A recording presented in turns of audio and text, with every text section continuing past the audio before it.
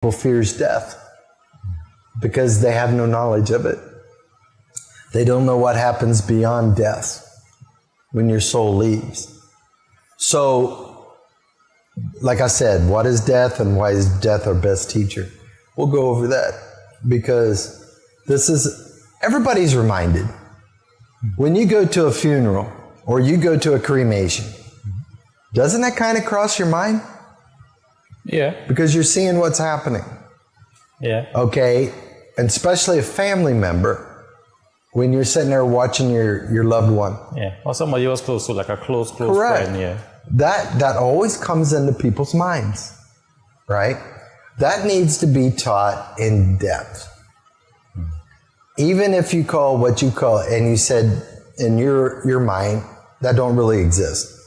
But what they call an accidental death or an untimely death. Yeah. Okay? Or suicide, what happens in suicide too. And then some people, suicide, we'll go over that. Then we'll go over, what about a stillborn baby? Do you know it's written on that? What causes a stillborn baby spiritually? And medically, it makes sense.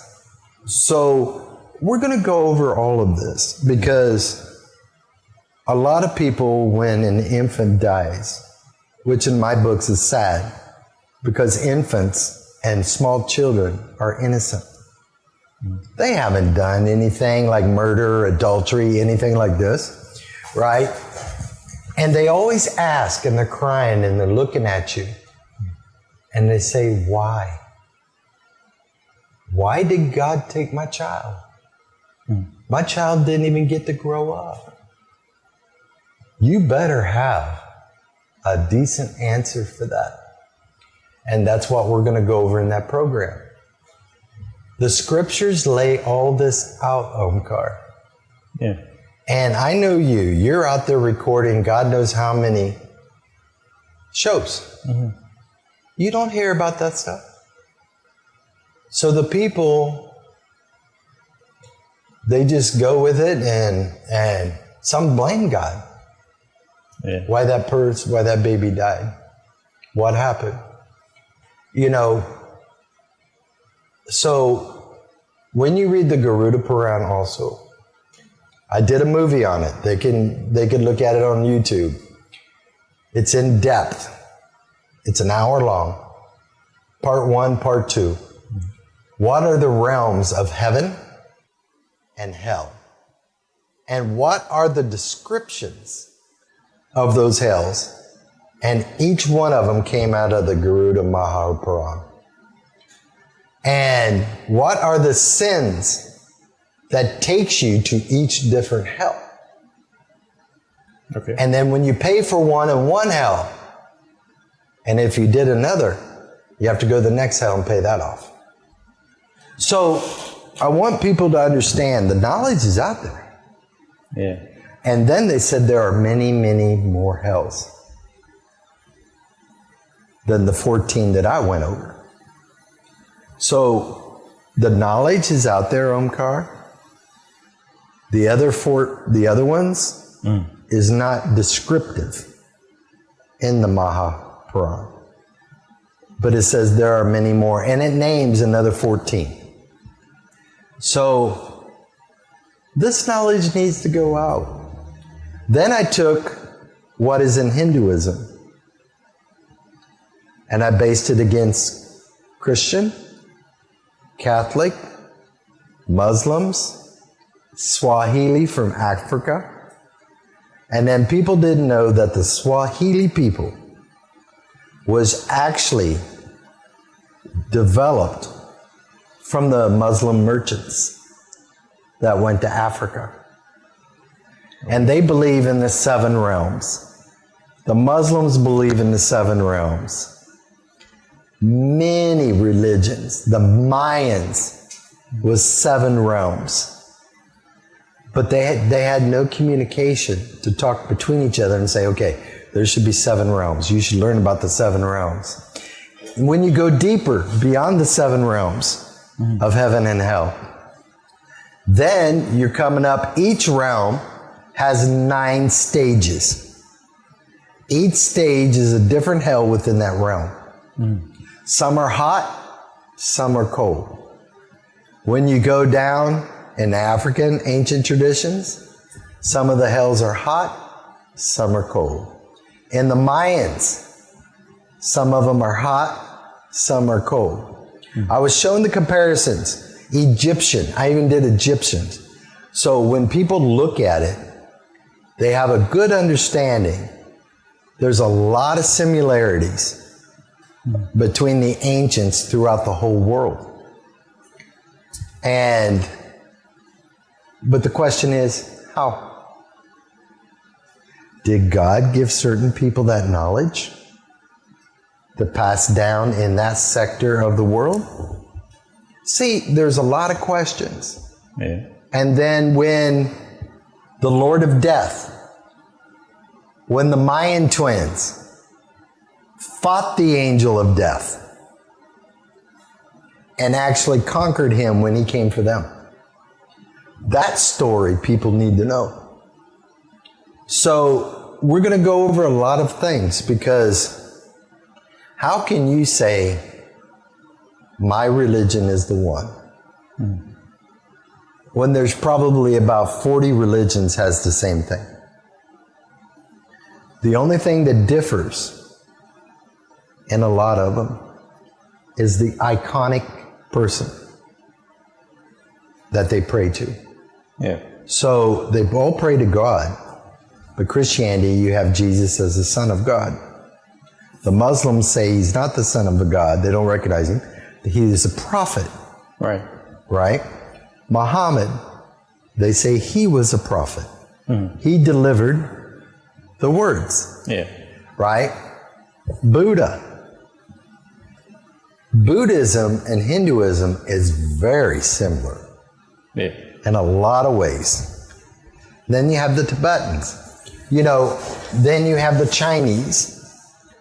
A lot of how they worship is really very similar.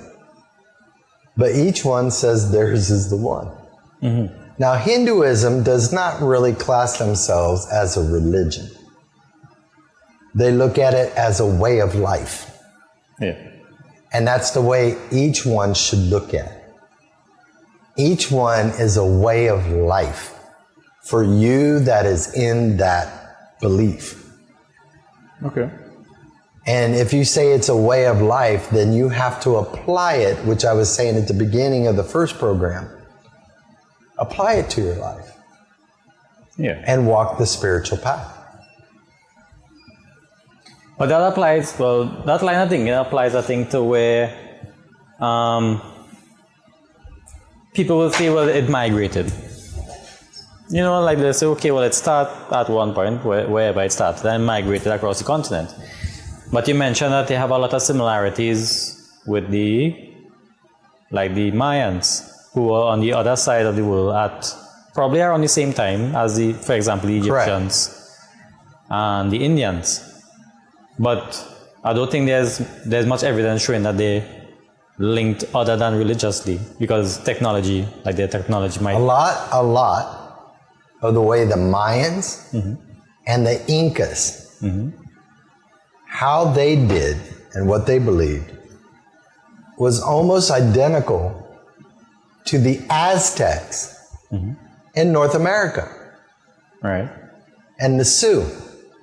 So how did, back in those days, people didn't really migrate 4,000 miles. Yeah. So how did their belief become so similar?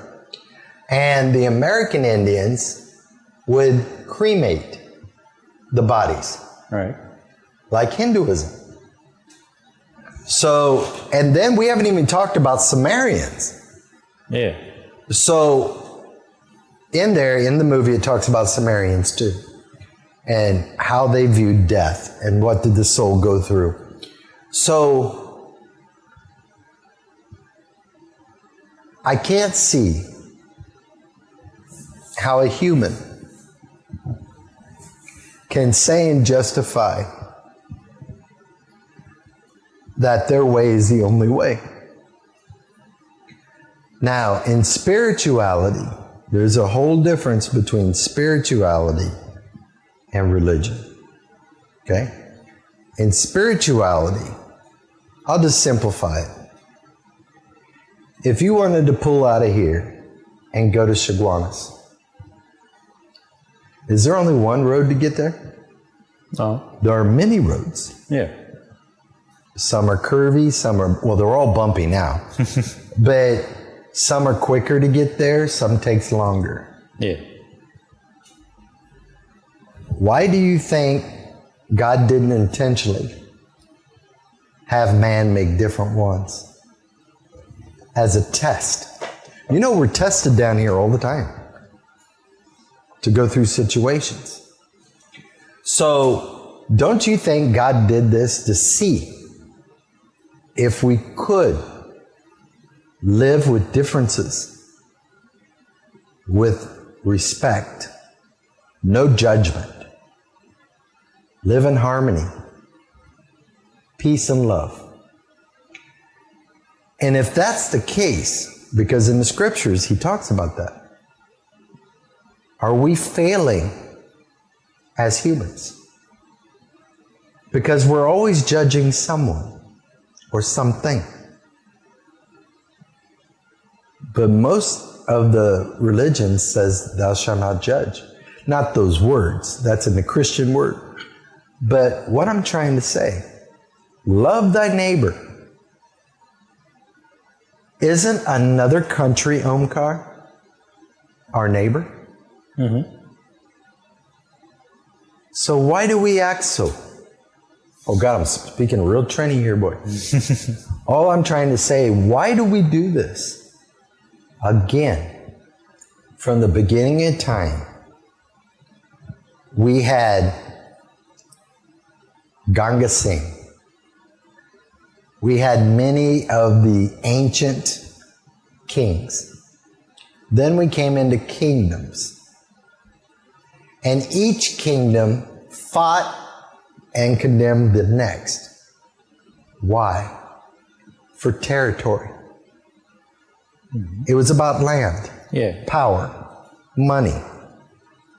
So since the beginning of time, this has been installed. Now, we don't have kingdoms anymore. We have countries. Yeah.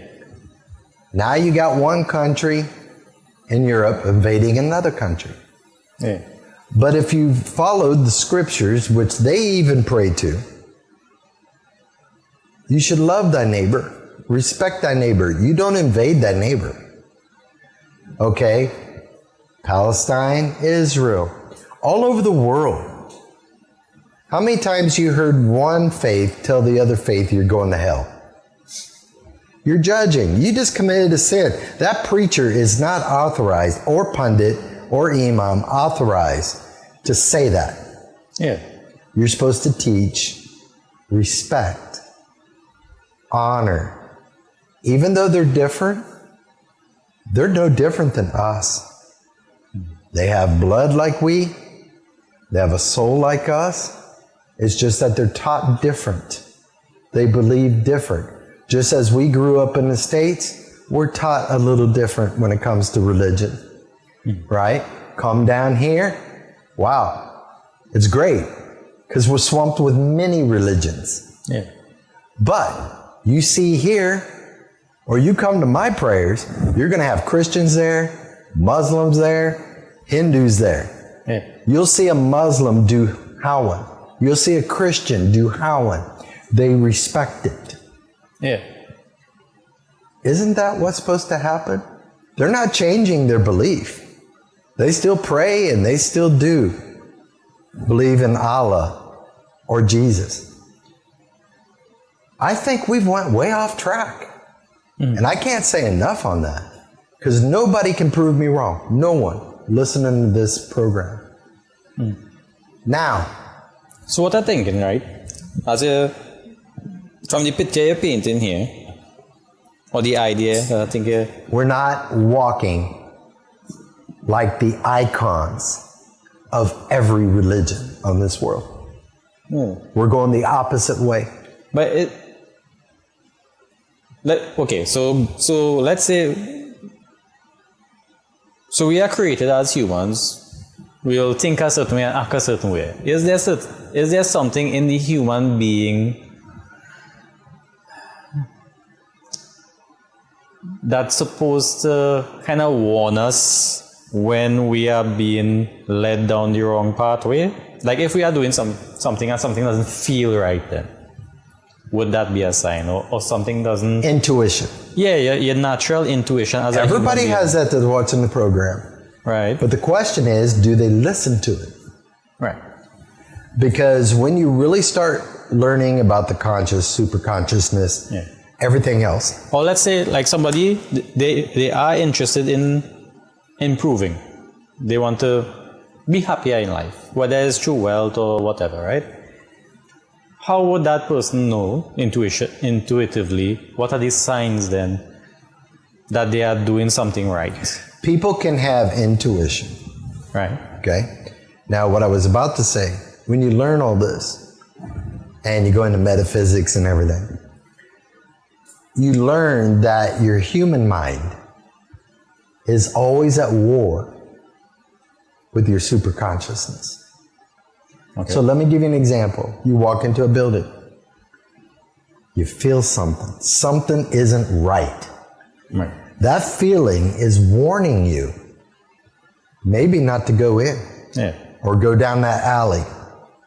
Or into that temple or that church. Right. But I don't want to keep going on that. Yeah. But true. Yeah.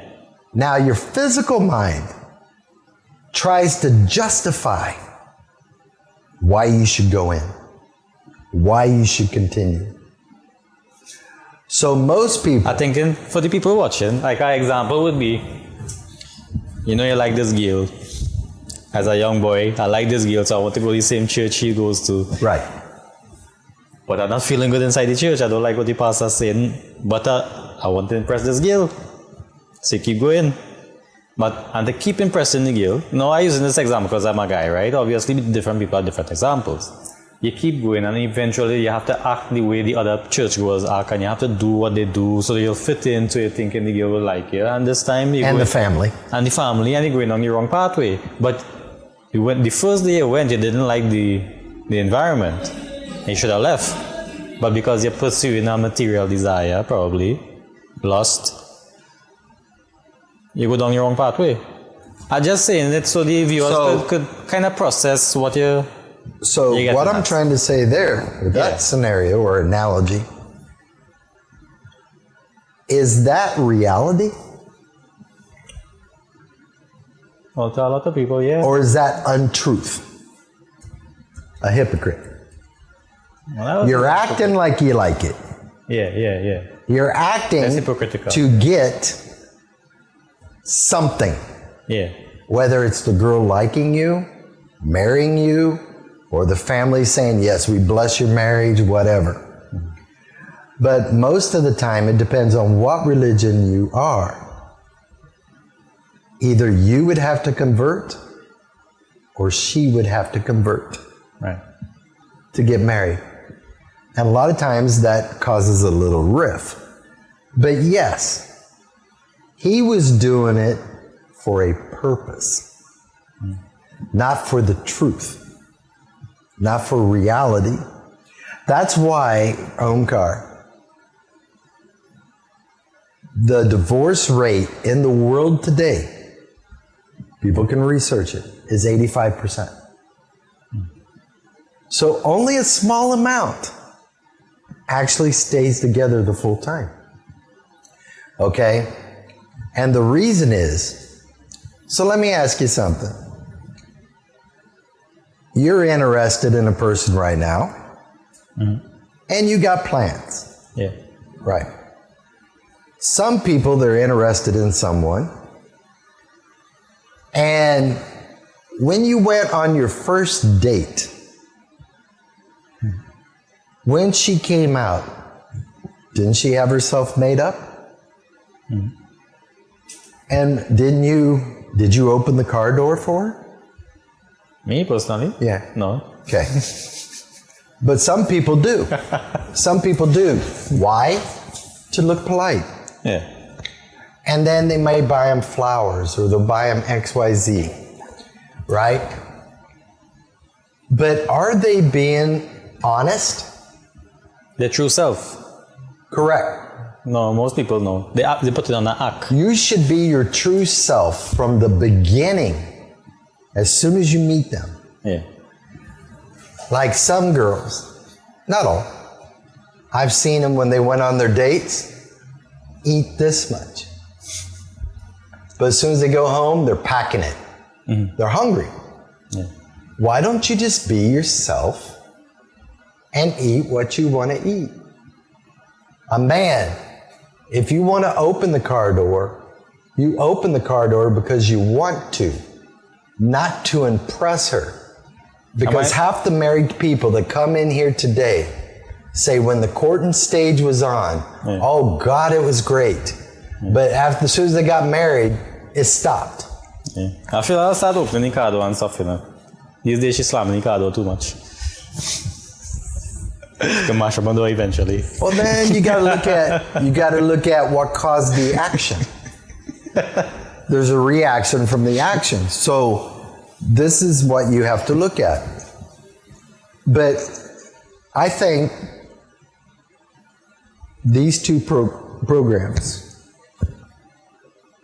I hope people listened and tried to understand what we're trying to put across.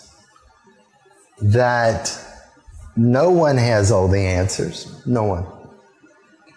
Because there's a lot of unknown out there.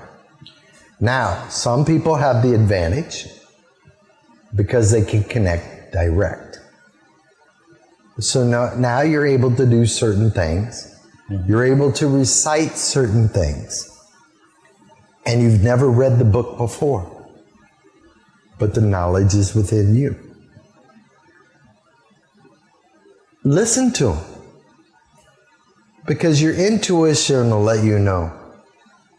Does this sound pretty credible?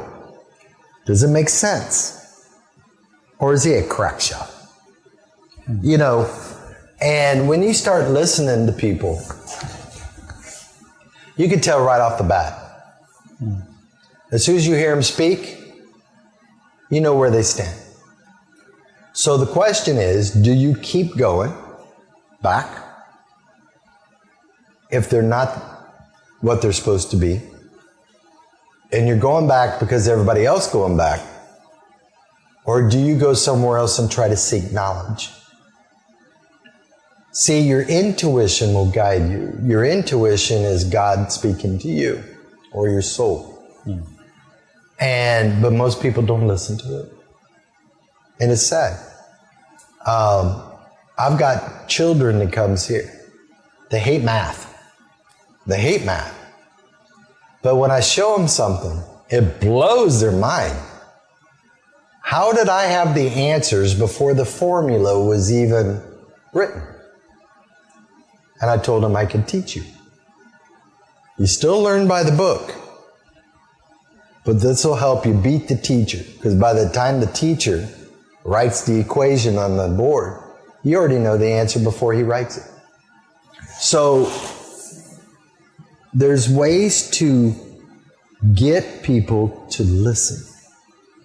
And like I said before on the last show, young people need to be shown something or feel something. And we'll do this in April. We'll take the whole studio upstairs and put cameras in every corner, which is big. And we'll line up about 50 people. And when we start to chant, they're all holding hands. That energy is going to go through them like a lightning bolt for the whole time you're chanting. Now, the non-believers cannot understand, where's that current coming from? There's no source that they could see. Right. You're not, well, I can't plug myself into an outlet, right? But how is God's energy going through all them? And then when you're done, they're all vibrating like this. And we will interview a few people before we put them all online. Because people may say it's staged. Yeah. No, these are people that's going to volunteer. And the people's going to come from you viewers. We're going to give you the date, invitation. You just confirm you're coming, so we can only have a certain amount of people. Yeah. And then let the viewers tell what they experience. Yeah. You know? But again, where's the knowledge? Where are the programs that go beyond what is the norm and give to the public? I think that's a question everybody has to ask themselves. I think that's a question that the spiritual leaders need to ask themselves.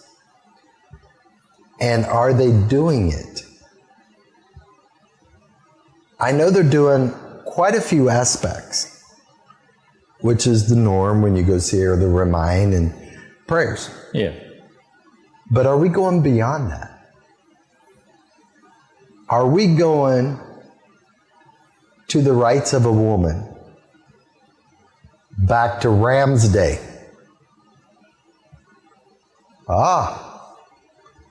So when we go country by country and we find out what is the customs of the respect a woman has, it does not follow Ram. Even in India. Okay. So the question is why? Why? Once people know what was really said and when and how, they'll start looking at life a little different. You might be looking at your spouse a little different. Depends which country you're in. And wouldn't that kind of make a marriage a little more better? More solid? Yeah. You know, probably not just country, but faith, because, different faiths teach different values, different customs. And then I want to go over the universal. So what does universal mean? To me? Universal. Everything. Well, I said in the first episode, if you said something apply universally, it must apply like gravity. It must apply on the moon, on the sun, on planets and stars, universal. So I want to have a program on the universal descriptions that was written. What is the qualities of a good spiritual leader? And when we go over that, now that encompasses all religions. Yeah. So we're not saying it's Hindu, Muslim, Christian. Yeah. Okay? It'll really open your eyes. Yeah. And it's a great guideline. Yeah. Even for a father. A lot of the guidelines are something a father should do too. And when we start going over these things, I think it's going to enlighten people. We don't enlighten people just through the light of a dia, where light dominates over darkness. Yeah. The light is already there in everybody. Knowledge will ignite it. And you'll see where a lot of people will start calling you. They'll be calling Sankhya and other people. You good? And they'll be telling you how it's made a difference in their life. I've had many people come in here and say this program's helped them. Even with their marriage. Yeah. It helped them in how they pray, how they actually connect with God. It's helped them with their kids. Try to understand the kids. Don't dominate the kids to the extreme. Your child has its own mind. He'll have his own dreams. But I know people that's committed suicide because the people forced them to go to college to learn a certain thing. So we cannot be too domineering. We have to respect, give guidance, but respect them. So we're right at 3 minutes to end the program. What did you get a take of what we talked about today? What was your opinion? Critique, whether it's good or bad? Nothing is good. As I say, we laid the foundation for a lot of episodes. It's impossible to cover everything, well, even on this series, but the amount of things we discussed, the most outstanding point was the fact that we need to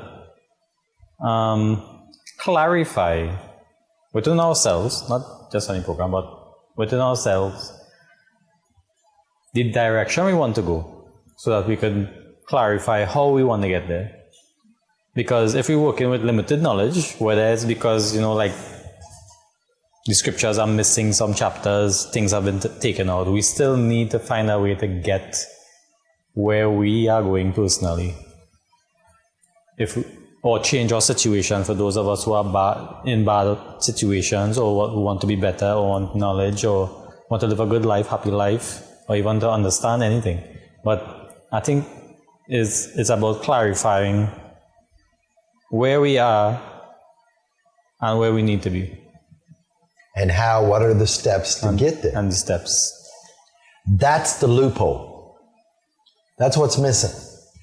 The next thing, everybody, they come and they're stressed out. They're angry. And they say, everybody tells me you have to let go. They tell you that. Yeah. But they don't teach you how to do that. Yeah. So later down the road, I know we keep saying that, but when we first started this program, we both agreed the topics are endless. Yeah. When you start encompassing all beliefs, science, history, the topics is endless. So people, I hope you don't get tired of us because we got a lot of things to go over. But I just want to say it's been an honor, a privilege to be back. I should have said that on the first show. But I'm glad to be back. I am so honored to be with you in your company today. And if you have any questions or clarifications watching our programs, please contact us. You can contact me via WhatsApp, 354-4459. If you're international, add 1-868 before that. You could get with Sankhya TV or even email and write your questions. And we will respond. We will get with you. And if you have a topic that you've always wanted to hear, not skimming over it, you want the topic to be in depth, write us the topic that you would like to hear.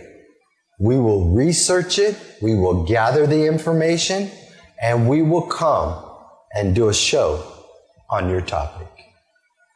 But again, Omkar, it's been a pleasure.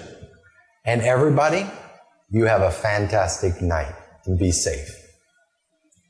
God. Has any word in human history been more influential? Mankind has created religion after religion, written book after book, all in an effort to satisfy our quest for knowing God. Now, after many millennia, mankind is more at a loss to the nature of God. In fact, it appears that the tools we created to help us find God serve more as obstacles and hindrances. Those obstacles now stand between God and us. We extend to you an invitation to join Master Eric and Omkar for the weekly program Between God and Us every Sunday evening from 6 p.m. to 7 p.m. exclusively on Sankhya Television. between God and us. Knowledge to free your soul.